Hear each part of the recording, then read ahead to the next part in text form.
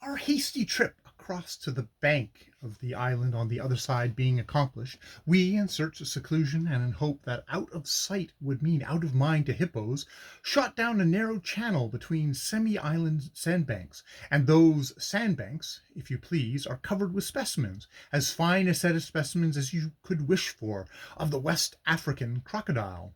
These interesting animals are also having their siestas, lying sprawling in all directions on the sand, with their mouths wide open. One immense old lady has a family of lively young crocodiles running over her, evidently playing like a lot of kittens. The heavy, musky smell they give off is most repulsive, but we do not rise up and make a row about this because we feel hopelessly in the wrong in intruding into these family scenes uninvited, and so, apologetically, pull ourselves along rapidly, not even singing. The place the canoe goes down the channel would be a wonder to Henley Regatta. When out of earshot, I ask Pagan whether there are many gorillas, elephants, or bush cows round here. Plenty too much, says he, and it occurs to me that the cornfields are growing golden green away in England, and soon there rises up in my mental vision a picture that fascinated my youth in the Fliegiblätter, representing Frederick Gustav of der Ries. That gallant man is depicted trampling on a serpent, new to Monsieur Bollinger, while he attempts to club, with the butt end of his gun, a most lively savage who, accompanied by a bison, is attacking him in front. A terrific and obvious enthusiastic crocodile is grabbing the tail of the explorer's coat, and the explorer says, "Hurrah, das gibt wilder und Pragen viel früh die Agelminzertung." I do not know where in the world Gerstacker was at the time, but I should fancy hereabouts.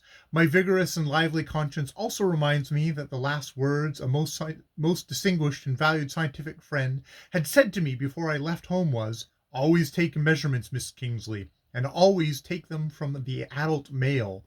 I know I have neglected opportunities of carrying this commission out on both these banks, but I do not feel like going back. Besides, the men would not like it, and I have mislaid my yard measure.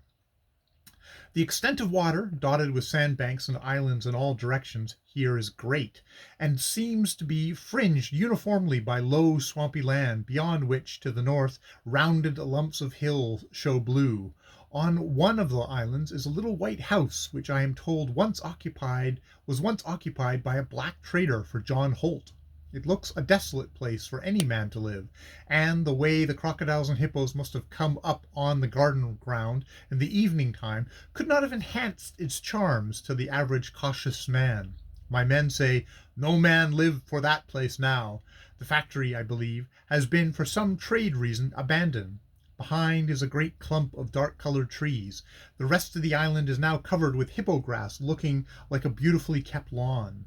We lie up for a short rest at another island, also a weird spot in its way, for it is covered with grove of only one kind of tree, which has a twisted, contorted, gray-white trunk and dull, lifeless-looking green, hard foliage.